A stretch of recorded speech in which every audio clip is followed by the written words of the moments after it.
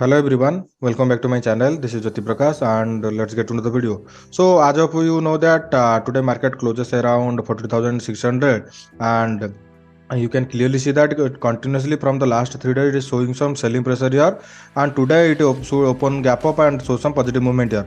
So if tomorrow market opens flat and shows any kind of negative movement there, then you can take trade for selling, because continuously shows negative movement here and 1 or 2 days it shows some positive movement here which may be act as a pullback. So if it closes below or shows any kind of negative movement there, then it will going to show some good negative movement until 42,000 level. So my suggestion would be, if it opens around 42,500 or 42,450 and shows any kind of negative movement below that, then you can take trade for selling.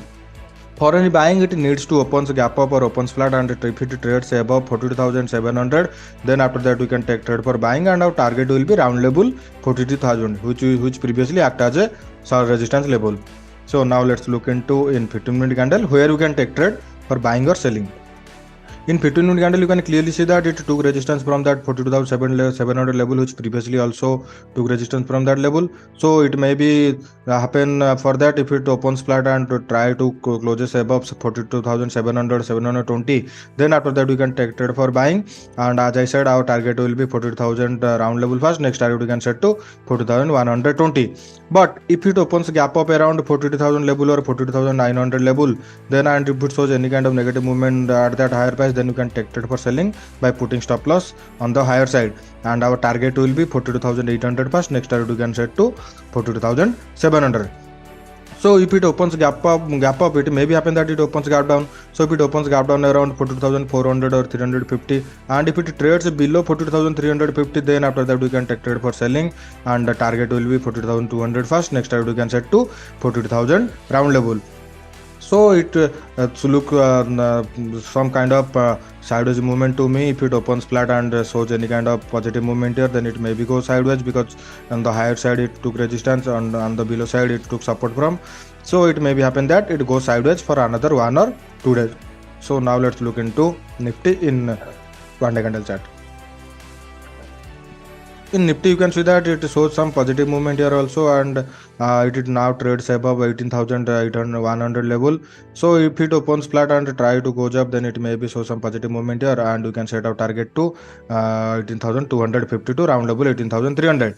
For any kind of selling, it needs to trades below round level 18,000. Then after that we can decide what to do. Okay, so now let's look into in 15-minute candle where you can take trade for buying or selling.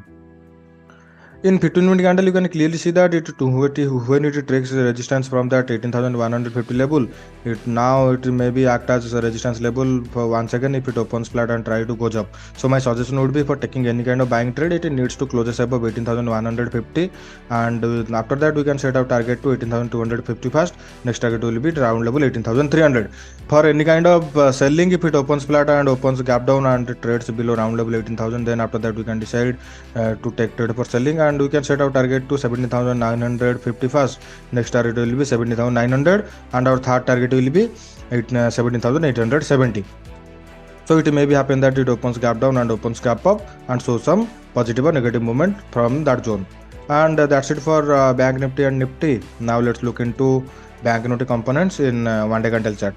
Before that, I want to say you something like, if you don't have risk appetite, or if your risk management does not fit on option sell buying or selling, please wait for your movement to come, and if it shows that your probability of winning is more than higher than your thinking, then you can take trade for buying or selling. Because if you lose your capital, then when any kind of responsibility or any kind of probability comes towards you, if you don't have any kind of money, then you can't make money here. So first reserve your capital, and after that trade with your responsibility. So in HDFC Bank, you can clearly see that it trades now around 1600 level, and it shows some buying movement here also, and but it did not sustain there. And another thing you can clearly notice that when it tries to go up, it took resistance from that 1610 to 1615 level. So it may be act as a resistance level, and from below side it also took support from that 1590 to 1580 level. So my suggestion would be, let it closes below 1590 for taking any kind of selling trade. For any buying, it needs to closes up 1615. So my suggestion would be, if tomorrow market trades below 1600 level and try to closes below 1590, then you can can take trade for selling, and you can set our target to 1580. Now let's look into ICICI Bank. In ICICI Bank, it also makes similar kind of pattern here. It opens gap up and it try to go up, but it immediately took resistance from that 880 level, and also it took support from that 860 level. So my suggestion would be let it closes above 880 for taking any kind of buying trade, and for any selling, if it trades below 870, then you can take trade for selling, and you can set your target to 860. Now let's look into SBI Bank. In SBI Bank, it shows some positive movement here, and it also took support from that 600 level, which also previously acted as a support level. So it maybe goes up if it trades above 610 and shows some positive movement here. Then I will going to take trade for buying, and my target will be 615 to 620. For any selling, if it trades above below 605 and shows negative movement here, then you can set a target to round level 600. Now let's look into Kotak Bank. In Kotak Bank, it opens gap up today and it sustains in that red zone which previously saw some negative movement here. So my suggestion would be let it closes above that red zone for taking any kind of buying trade, but you can take trade for selling if it trades below round level 1800. Then you can set your target to 1780 to 1770. And now let's look into Axis Bank. In Axis Bank, you can see that it opens gap up and shows positive movement here, and right now it trades around 960 level, which previously acted as a resistance level. So my suggestion would be if tomorrow market opens flat or opens gap up and try to closes above 965, then you can take trade for buying, and you can set your target to 971. Next target will be 980.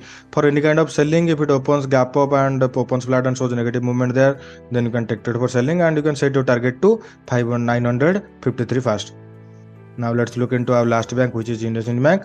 In IndusInd Bank, you can clearly see that it shows some rapid movement here today.